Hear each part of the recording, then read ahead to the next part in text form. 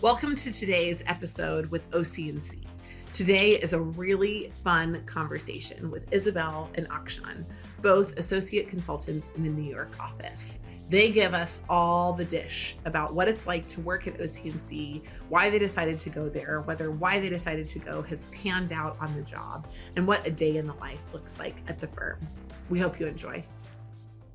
I'm so excited today to welcome a couple of folks from OC&C to the podcast. Welcome to Strategy Simplified. For both of you, would you mind providing a 1-minute overview of your journey up to joining OC&C, and specifically one thing that set the firm apart for you as you were deciding where you wanted to work? Thanks so much for having us. I'm Isobel, associate consultant at OC&C in the New York office. How I got here, I grew up in the UK, went to high school there, and then moved to the US for college. So graduated from Columbia in 2021, majored in sustainable development, and joined OC&C later that summer. And for me, what sets OC&C apart, I think, primarily is its size. That stood out as something differentiating from other consulting firms in that we are still very much a global firm. We have offices around the world, headquartered in London, but also across other continents. But yet in the US, we're at about 100 people now. So it really does feel like it's a close environment of working with people who you get to know on a personal level as well as a professional level. And I really appreciate that. I'll hand over to Akshaan. Yeah, absolutely. My name is Akshaan. I am also an associate consultant at the New York office of OC&C, and I've been here a year now. I think sort of in my 4 years of college, I did a whole range of internships and jobs, most of which were actually in the think tank, research, and nonprofit world. But in my junior year, I did an internship at a development consulting firm called Dahlberg.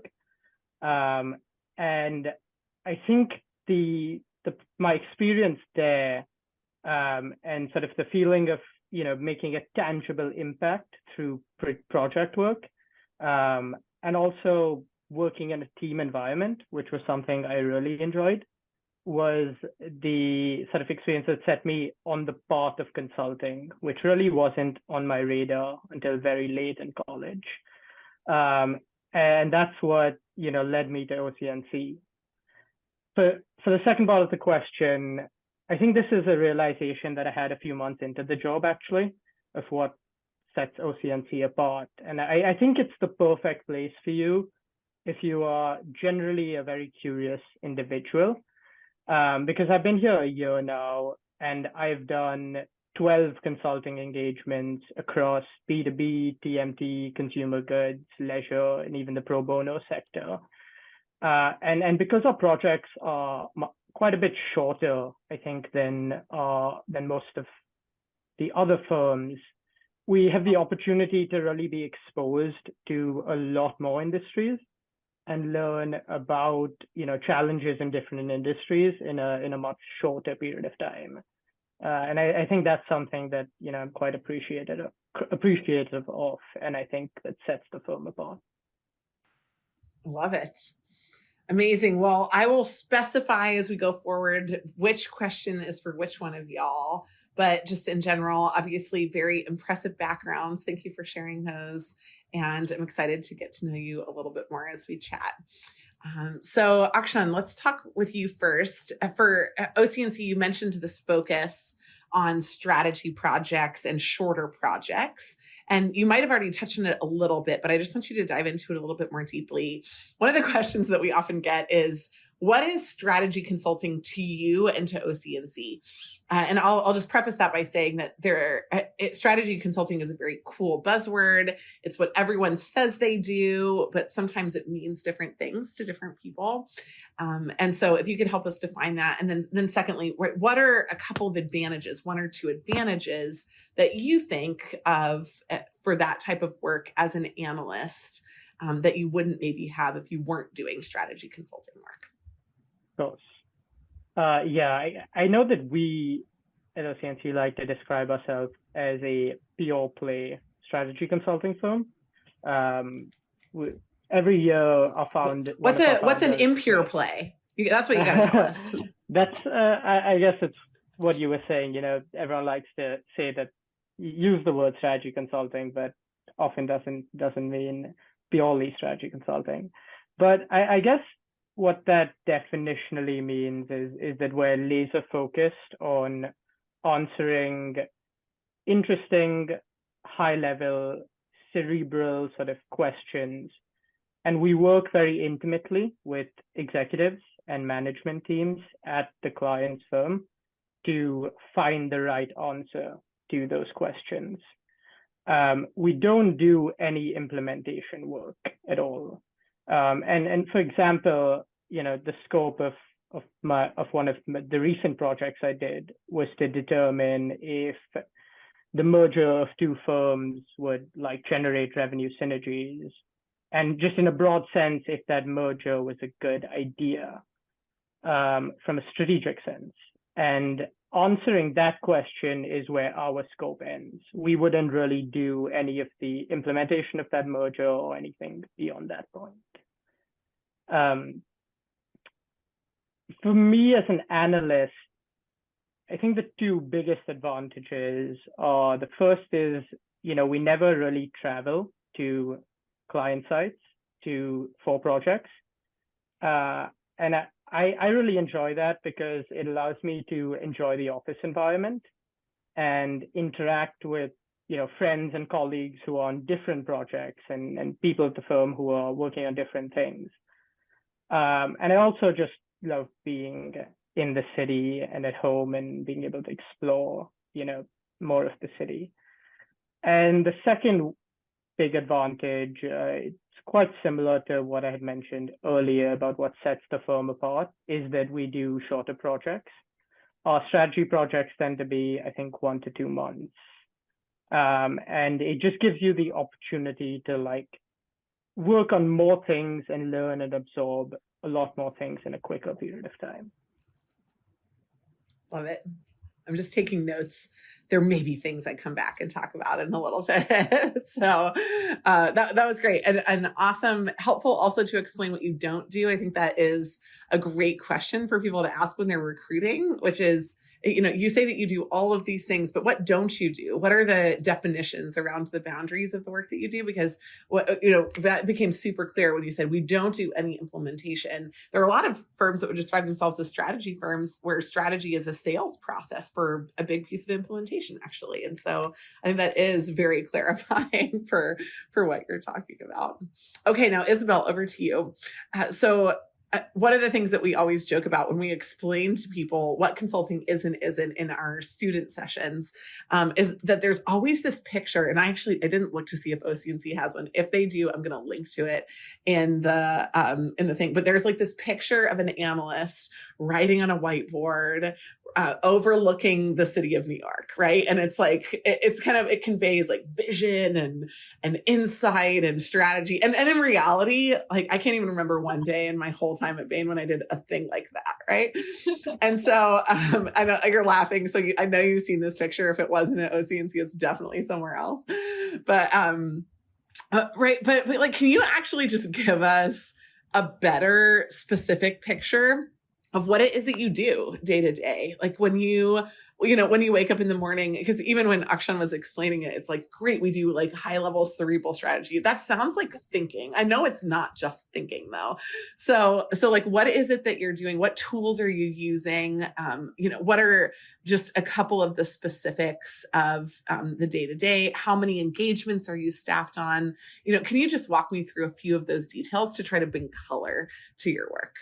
Yeah, absolutely, Jenny. And I was laughing because we do indeed have whiteboards around the office. We are indeed on a floor high up overlooking the New York skyline. So it was ringing true. Do you ever write on the windows overlooking the city with some kind of sweeping gaze? Tell if you do, I want to be, and especially if it's a regular thing, if it's every morning you have this, window whiteboarding session, then I need you to tell me all about this. Not quite the windows, but I have been known to have some whiteboarding sessions as a team, so gotta set the record straight.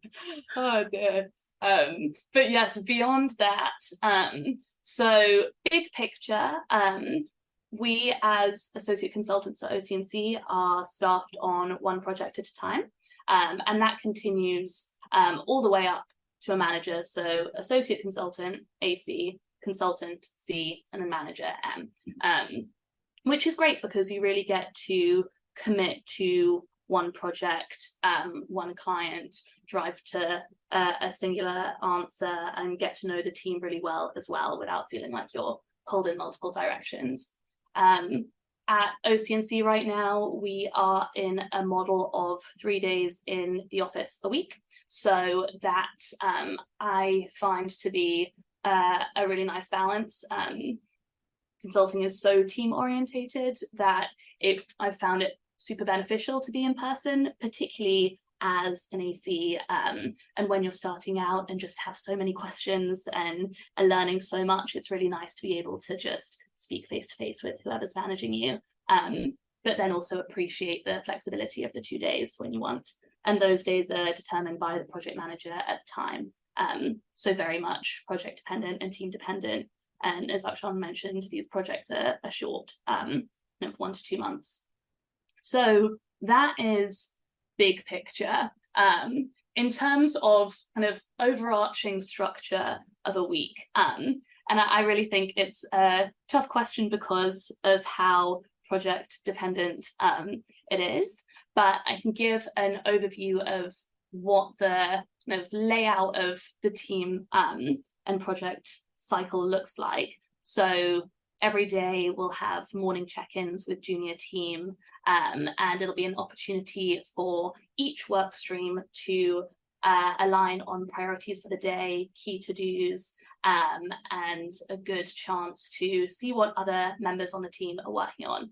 Now to dig into that, can I pause you there for just a second? Yeah. Oh, are you going to dig in? Okay. I was going to say, like, tell me tactically, like, are you sharing models? Do you bring a slide? Is it informal? Like, yeah, give me a sense of culturally, like, what exactly is happening in these meetings. So those junior team check-ins are very informal, much more of a conversation, maybe walking through kind of a laid out email of steps or insights that we want to get to, key questions that we want to answer with whatever kind of work stream we're on. So examples of work streams include building out a market model to let the client know what the total addressable market could look like. Or it could be internal analysis, so working in Excel to get some key insights out of their data. It could be conducting a call campaign with customers or experts in the market to really get to some good insights on the lay of the land, the main players, what the future of the space looks like. So multiple different types of roles, and OC&C does a good job of making sure that project to project you are working on these different types of things and building up that skill set in both quant and qual roles. But then the more formal or more formal side comes from the full team meetings that happen roughly twice a week. So that's when you get all senior team as well in a room. That's when you'll get partner feedback to discuss the emerging answers from the research and analysis that's been going on, and a chance to really debate the answer and move the process forwards, which is exciting time. And I would say that's when I've had some whiteboarding time on brainstorming in those full team meetings. And then the final step of that is client touch points and meetings. At OC&C, the client relationship is handled from the manager, so you see less of that day to day, but you're on the big client check-ins and I would say the ebb and flow of the work kind of is determined by the goal of those meetings and the extent of the output that you're presenting and where you are at the project stage. Give me a breakdown. Go ahead. I was just going to say, the other point on what the week could look like, but it's broadening out from the day-to-day project work. Are there various other meetings that you might be a part of? So that could be networks, that could be committees, that could be interest groups. And for example, for Akshaan and I, that includes the Green Team. So a year ago, when I was a year in, co-founded the US branch of the Green Team with a fellow co-worker based on my sustainability background and interest. Similarly to Akshaan, I've been working in social impact kind of oriented smaller startups before thinking about consulting, and was really drawn to having that broader business exposure from starting off my career, but really wanted to see if I could draw in that interest at OC&C, and was very struck by the support from senior team in terms of setting that up. And now we have regular meetings to think about how to increase awareness within the firm. And I would say that that is something that I found really valuable in how junior team and junior staff at OC&C are encouraged to shape life outside of project work. So we've got a book club, we've got a wine club started by ACs and Cs recently. And it's a lot of fun and there's a lot going on. I love it. I realized that was a lot. No, that was great. I have two follow-up questions. One is critically important. Okay. You mentioned that y'all are in the office 3 days a week. Is there a house in the Hamptons that people share? You got to tell me, right? Because I'm imagining that part of the structure of that, when you were like, it varies by project and varies by season, is like a Wednesday night trip out to the Hamptons. True or not true? Tell me what's going on. No house in the Hamptons, devastatingly.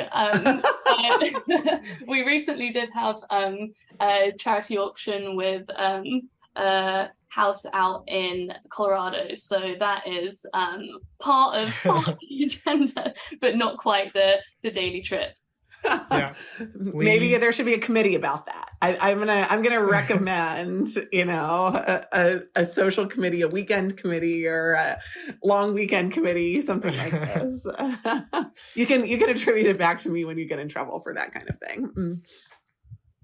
Go ahead, Akshaan, you were gonna weigh in. No, I was gonna say might be a group where like 16 of us, and we attempted to pitch in together and bid for that house. Unfortunately didn't win it, but the partner has graciously seen our attempt to bid for it and was quite taken back. So I think we may have something in the works for a weekend trip. All right. Well, this is going to be, this is journalistic reporting at its best, right? We have to really dive into this. No, but on a more serious note, Isobel, so as you were describing everything, I feel like I got a good sense of how maybe your calendar would break down. But can you just tell me, as a percentage of time allocation on a given week, what percent is meetings? What percent is Excel? What percent is like customer facing? What percent is PowerPoint? I know that it's going to have to be a gross generalization and it could change, but if you could just give me kind of a high level breakdown, I think that would help people a lot understand what that looks like. Yeah, of course. So I think the meetings that I spoke about in terms of those check-ins, and then full team meetings of the main ones. So maybe that's 20 to 30% day dependent.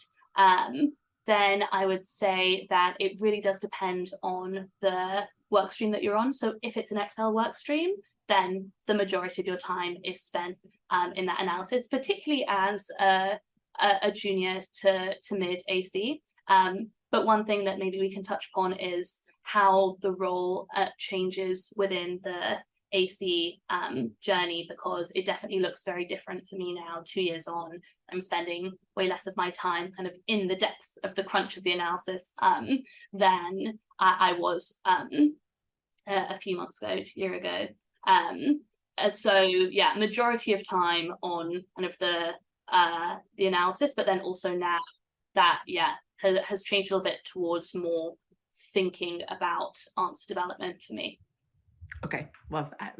Amazing. All right. Well, Akshaan, back to you.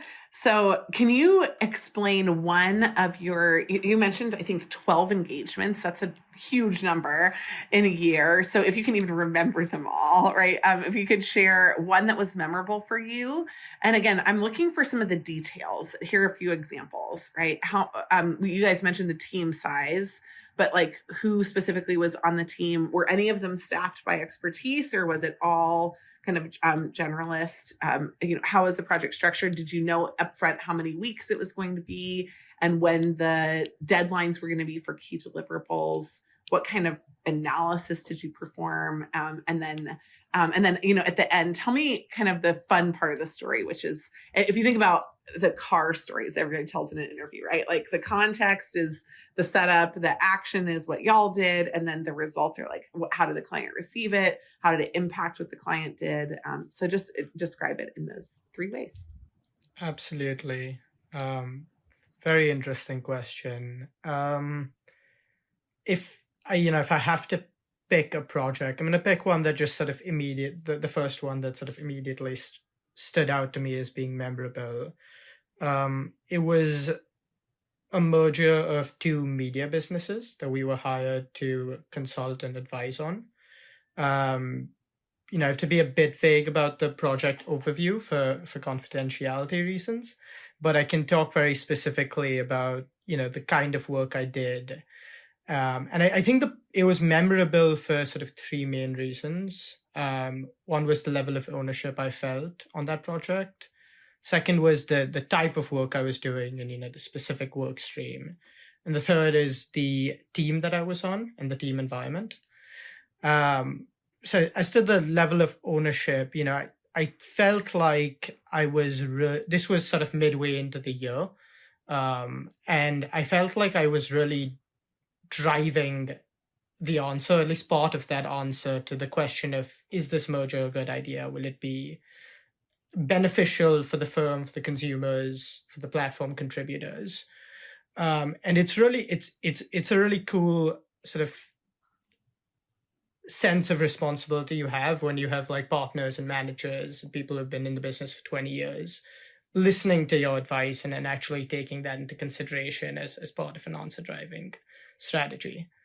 And then on the actual work I was doing, there were 2 big phases of my work stream. The first was a survey of consumers of the media business. And so the objective was to sort of understand these consumer groups and estimate the level of overlap between them and then understand if the merged entity would actually be something that they're looking for and that they would be interested in doing. And I've always really liked surveys. Have never had the opportunity to crunch them until this job, which was quite interesting. And then the second was to speak. This is what we generally call the interview work stream. And it involves speaking with experts and executives. And in this case, we were talking to executives at similar media firms in the US and around the world who had been through mergers of a similar scale to understand, what are the learnings we can take away from that? Were they a good idea? What were the pitfalls? What were the benefits? And then we had to condense these learnings from dozens of calls and research into like an easily understandable deck for a board of directors meeting, which I think in the analogy would be sort of the high point climax of the project, because while it was intimidating, it was also a very memorable experience. And I think ultimately it ended up being, we did end up recommending it, the merger. TBD on the remaining details. Amazing. Okay. Again, when we check back on the Hamptons house, we can check back in on this specific project. Maybe the results will be public at that point. Love it. That was great. Thank you so much. We'll be right back after this quick break. We've worked with ballet dancers, doctors, teachers, engineers, and all other forms of underdogs to help them break into management consulting. And we'd love to help you do the same through our Black Belt Case Prep program. In Black Belt, you receive one-on-one mentorship and prep support from a former McKinsey, Bain, or BCG consultant, 8 hours in total. Your coach will develop a personalized plan for you and guide you through that plan via drill-based coaching sessions. Black Belt also includes resume and cover letter edits, because case prep is only so good if you don't get the interview. In addition, Black Belt gives you a digital suite of comprehensive training materials covering everything you need to know about management consulting recruiting. Last but not least, Black Belt gives you a private group training session on the fundamentals of consulting recruiting. 80% of Black Belts land offers, which is why it's the world's most effective consulting prep program. If you're ready to quit wasting time in your prep process, join today. We've seen it all. Chances are we've already helped someone in your specific situation land a consulting offer. We regularly sell out our Black Belt cohorts, so check out the link in the show notes to grab your seat today. So now let's go back to you, Isobel. You mentioned already before that you've been with the firm, that your responsibilities have changed. I just wanted to ask 2 follow-up questions to that. The first one was, can you just talk about the promotion timeline? How long are you expected to be in each role? And then also whether or not and when, if ever, you become industry specific or business problem specific. Yeah, absolutely. So that last point first, on specificity, that doesn't happen until the manager level is when you are officially aligned with a sector. So our staffing director does a great job of taking into account what industries you've been working on, what kinds of roles, project to project, as an AC and a C, and really trying to distribute that experience that you get to get a good flavor of everything, which is fun because sometimes I guess you're not expecting to enjoy a project as much as necessarily it happens if you've gone into it kind of expecting to align to one sector straight away. On the point about the timeline, I do think consulting is helpful in that there is that kind of structured step process. So it's nice to know where you're heading and what kind of development looks like. The way that OC&C does it is that we have a rigorous kind of review feedback process every 6 months. And there's a skills matrix as an associate consultant that you're given feedback on. And once you are ready to move on to that consultant level, then that's when it happens. Typically that it takes about 2.5 years, but some people move through it faster and for some it takes a little longer. So flexibility there. I will pause there, but also happy to talk about the changing role. No, I think ultimately, basically what you're saying is it's fairly clear. When you come in, you kind of know what to expect and when the roles are going to change. Is that right? Okay, I think that's super helpful for people to understand. Sometimes, again, this is the stuff that is vaguely discussed beforehand, but is a little bit harder to tease out the actuality of it. Yeah. But I would also say that kind of ahead of the role changing, I mean, the last 2 years, the role has changed so much for me and it keeps it super exciting, challenging. The learning curve is always super steep. And I think the amount of responsibility and ownership that you get from one project to the next is very rewarding, as Akshaan mentioned. And I've definitely seen that kind of 2 years in, as I touched upon before, now instead of kind of focusing on the execution and the analysis itself and spending all the time on kind of the calls or in the Excel analysis, my role is more around kind of zooming out and thinking about structuring the approach that we're going to take on each work stream, and then handing that over to whoever I'm managing, which is a fun part of it as well. So really kind of thinking about the answer and what key insights we need, how we're going to get there. And then, it's very fun when if you're delivering that in a client meeting and if the client has any questions, you can jump in on the work stream that you've been working on. So I've definitely seen that progress in the last couple of years. Okay, I love that. Well, Akshaan, since you're a little newer to the beat, right? Yeah. Tell us just a little bit about what your role has been like in this first year, and maybe how it's changed from the first project to now. That's a great question. It's changed very significantly, is what I will say. And it's been a very constant, regular process of change.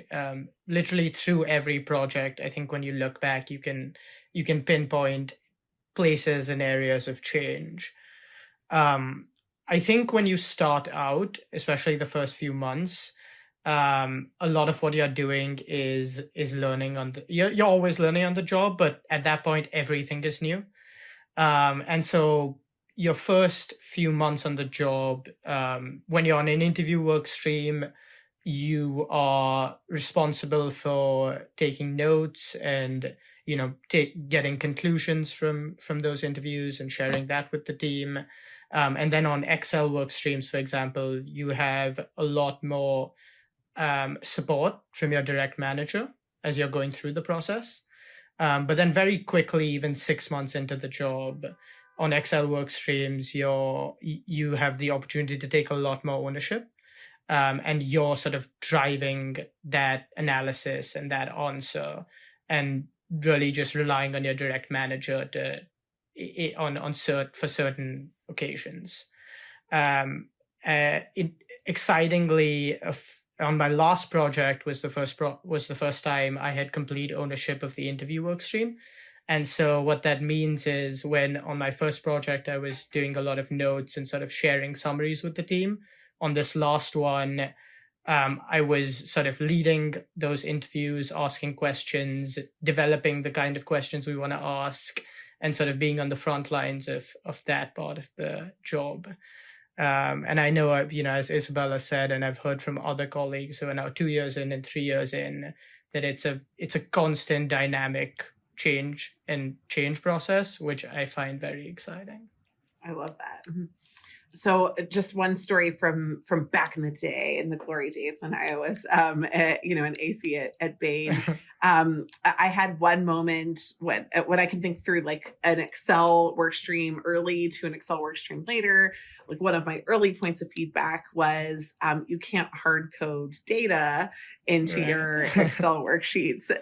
Can you think of a point of feedback on an earlier work stream that helped you gain ownership, something that was kind of like, now it feels maybe obvious to you, but it was actually really helpful and insightful for you earlier on, that helped you be ready to take full ownership now?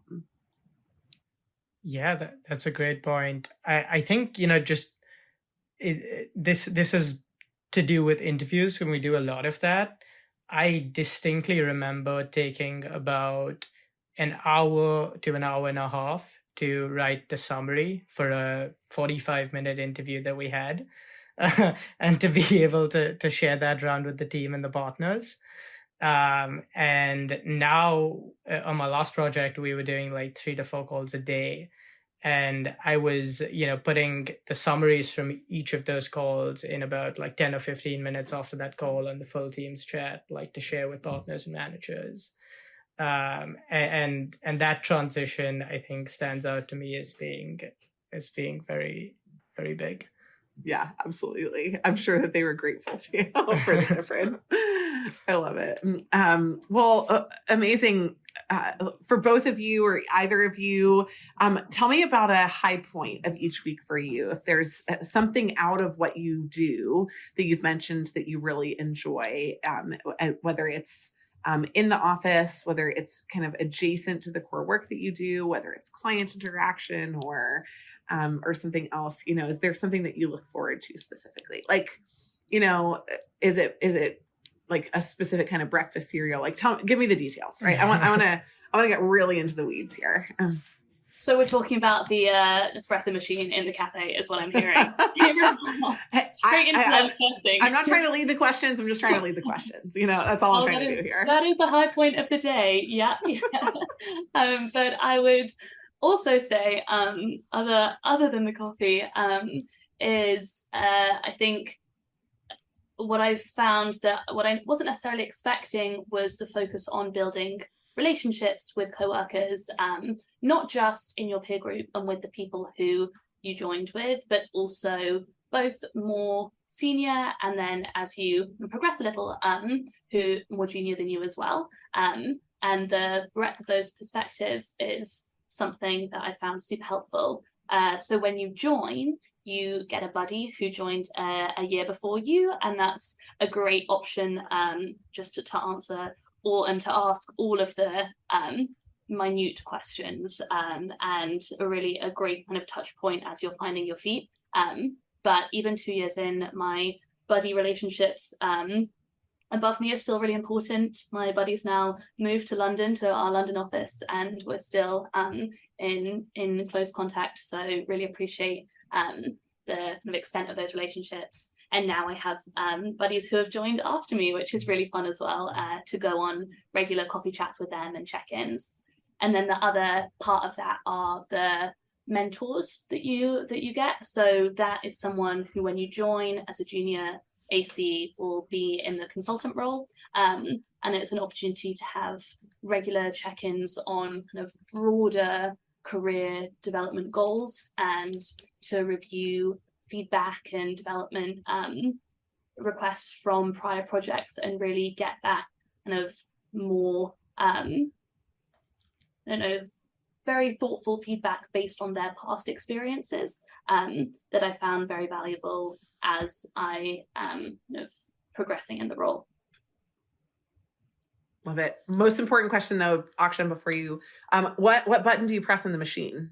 Like what's your order? I go for the big coffee rather than, but we do have an Italian contingent in our office who are all about the espresso shots. So, but you're Americano. Yeah. Okay. Love it. Awesome. Akshaan, what about you? What's your high point? That's a great question. I think I got two things that I really look forward to on a weekly basis. One is sort of just separate from project work, and it's the Isobel touched on this a bit before. It's the book and wine club that recently started at work. It's been about like 6 months now. Ooh, you guys said book club and wine club. You didn't say book and wine club. That's a whole different club. That was actually just a collab event recently. It's usually a very separate experience. Different customer segments. Exactly. There is more overlap than you would think, I think. But I'm not surprised. Yeah, at our wine club, we've got like we've got a sort of lot of consultants who actually joined from our global offices. And recently we've got quite a few from our Italian and French office. And that makes wine club particularly interesting because there's always a lively debate between these two contingents, and I'm just sitting on the side enjoying every bit of it. My family and my husband and I are in the diligence process to buy a winery in California, so we might have to get an in. Wow. You know, if you know somebody who knows somebody, I'm just saying we might need y'all to include our wine in this spicy conversation. Ooh, that would be exciting. Yeah. And from a project perspective, really quickly, I think my highlight is definitely the team share, which is like a weekly sort of 30-minute informal meeting we have with junior team. It's just a great opportunity and like a very non-judgmental, like open space to talk about the challenges and the highlights of the week, and really learn about what your managers have felt and what your sort of direct managers and peers are feeling about the project in their weeks. I love it. Amazing. The next piece is just a point of wisdom, right? When people are recruiting, tell us about something that they should do or should not do to help to, ensure their more likely success in the process at OC&C. Akshaan, over to you. Yeah. I found that I think it's important to stress that my experience having prior consulting experience is definitely not a necessity, like internships and that kind of thing. I think the thing that sets candidates apart, and the thing I've noticed from talking to colleagues and other people who are actually at OC&C, is you have to be passionate about your past experiences and sort of be able to convey that passion and intellectual curiosity. And it can be about just about anything, any kind of experience. But because we are really ultimately a very intellectually diverse firm, I feel like, with people just from very interesting backgrounds. And so being able to talk about the difference you've made and the actual things you've done through your work experience in college, in whatever field that is, I think leaves a memorable impact to your interviewer and the people you end up speaking to at the firm. Love that. Yeah. Isobel, what about you? I completely agree. And I think off the back of that, kind of being able to relate or connect any kind of past experience to commercial insight on a case is something that definitely is valued by OC&C. I fully echo everything Akshaan said in terms of that diversity of approach and thinking. And I think in a case, it is great to show that willingness to engage in a conversation style with whoever's interviewing you, and taking kind of the answer, being very answer-led, but also discussing the thought process, the way that you've got there, and being clear and enthusiastic is super beneficial. Love that. Okay. And then last question, just about the kind of next steps before we, of course, wrap up with our fun questions. Don't forget. How do you recommend interested candidates engage? We've already talked about kind of how they should be, what they should say, what the kind of things are that you're looking for, but just tactically, like when should they be talking to y'all? Who should they be talking to? Should they be talking to anybody? Blind resume drops, fine, not fine. Like give us the skinny, right? Advise the people, tell the people what you want. I'm happy to kick this one off.